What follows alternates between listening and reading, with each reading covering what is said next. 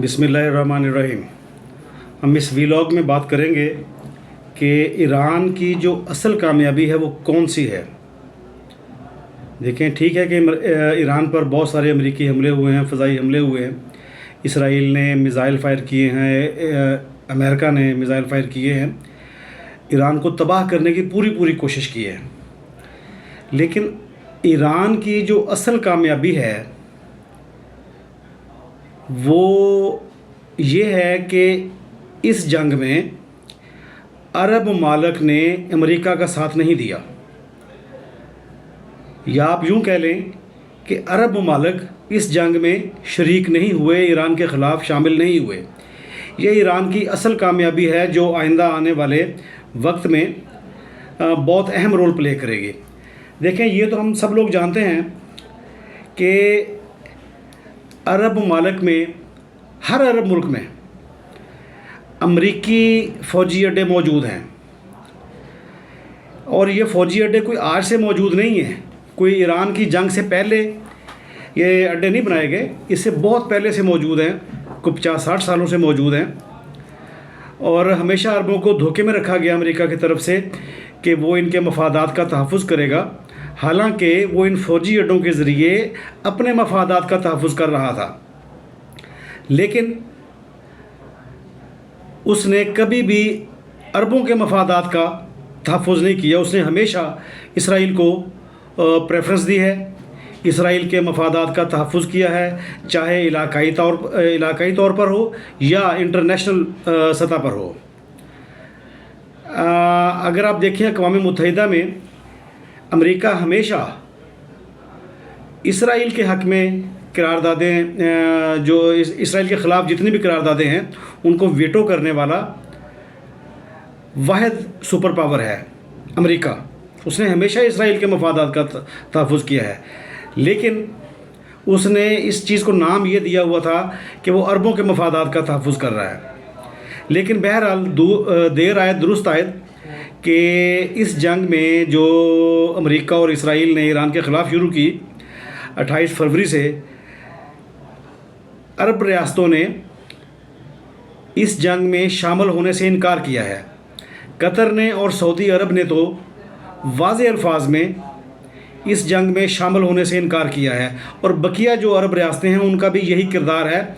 ठीक है, उसके ऊपर जो अरब रियासतें हैं उनमें फ़ौजी अड्डों पर या अमरीकी मफादात को नुकसान पहुंचाने के लिए ईरान ने हमले भी किए हैं, लेकिन उसके बावजूद अरबों ने नहायत तहम्मुल का मुज़ाहरा किया है और ईरान के ख़िलाफ़ बराह रास्त जंग में शामिल होने से इनकार किया है।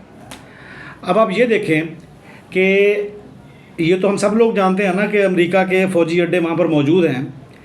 अब इन 30 दिनों में अमेरिका ने इन अरबों को कितना मजबूर किया होगा कि वो लोग इस जंग में शामिल हों। लेकिन अमेरिका के मजबूर करने के बावजूद अरब रियासतें इस जंग में बराह रास्त शामिल नहीं हुई, और यही चीज़ जो डोनाल्ड ट्रंप हैं, अमेरिकन प्रेसिडेंट, उनकी जो फ्रस्ट्रेशन है उसमें इजाफे का बायस है कि वो अरब जो हमेशा अमेरिका के लिए काम करते रहे हैं या अमरीकी मफादात को महफूज करते रहे हैं, उनके मफादात का तहफ़्फ़ुज़ करते रहे हैं, वो अब ईरान के ख़िलाफ़ अमेरिका के साथ शामिल नहीं हुए। वैसे तो सारी दुनिया में अमेरिका के साथ कोई भी शामिल नहीं हुआ, ना यूरोपीय यूनियन शामिल हुई, ना नेटो शामिल हुआ, ना जर्मनी शामिल हुआ, ना कोई साउथ कोरिया शामिल हुआ, ना जापान शामिल हुआ। लेकिन जो सबसे सिग्निफिकेंट चीज़ है ना, वो हमारे ख़्याल में अरबों का इस जंग में शामिल ना होना है, और यही ईरान की सबसे बड़ी जीत है। ये भी हम सब लोग जानते हैं कि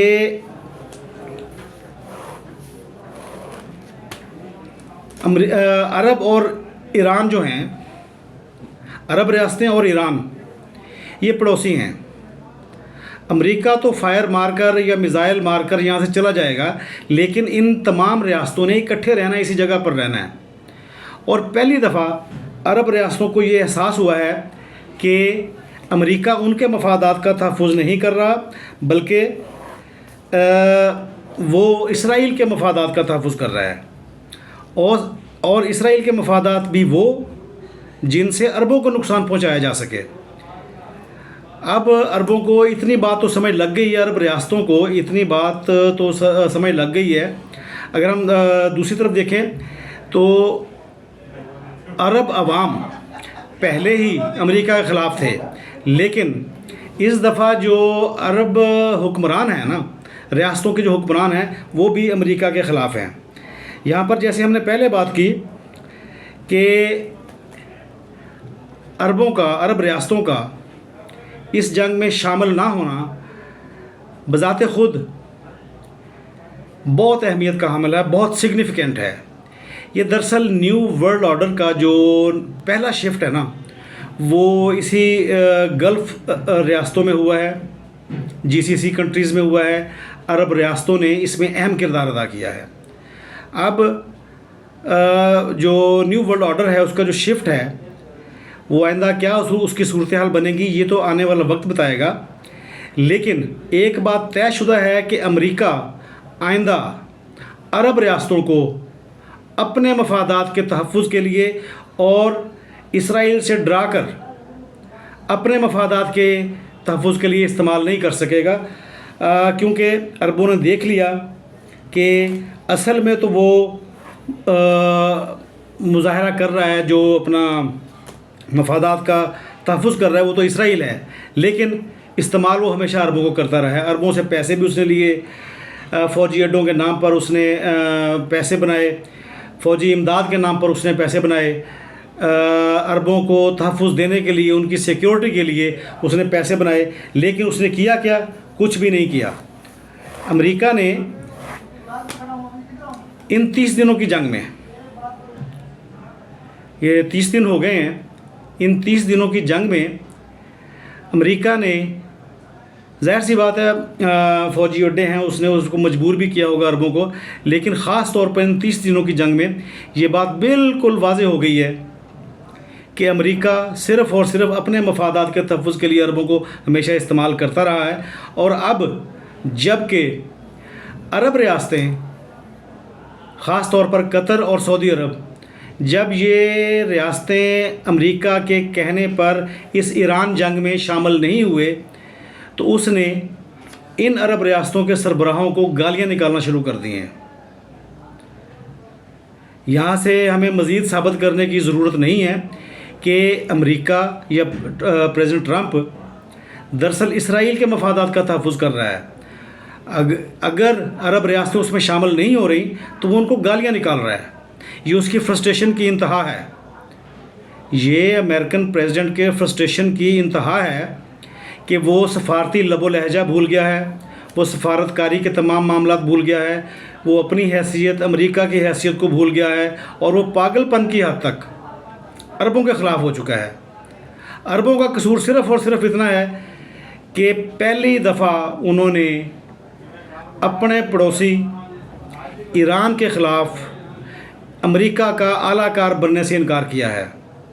اور جب بھی ہم بات کریں، جو ہمارے تجزیہ نگار ہیں، ان کو چاہیے کہ وہ اس حقیقت کو سامنے رکھیں اور ایران کی جیت کو، یہ یقیناً ایران کی جیت ہے، لیکن عربوں کے تحمل کے بغیر یہ جیت شاید اس طریقے سے ممکن نہ ہوتی، اور ایران کو زیادہ مشکلات کا سامنا کرنا پڑ سکتا تھا۔ لیکن عرب ریاستوں کے سربراہان نے عقل مندی کا مظاہرہ کرتے ہوئے ایران کے خلاف جنگ کا حصہ بننے سے انکار کیا ہے، اور یہی ایران کی جیت ہے، اور یہ آئندہ دنیا کا نقشہ بھی تبدیل کر سکتی ہے۔ Thank you very much.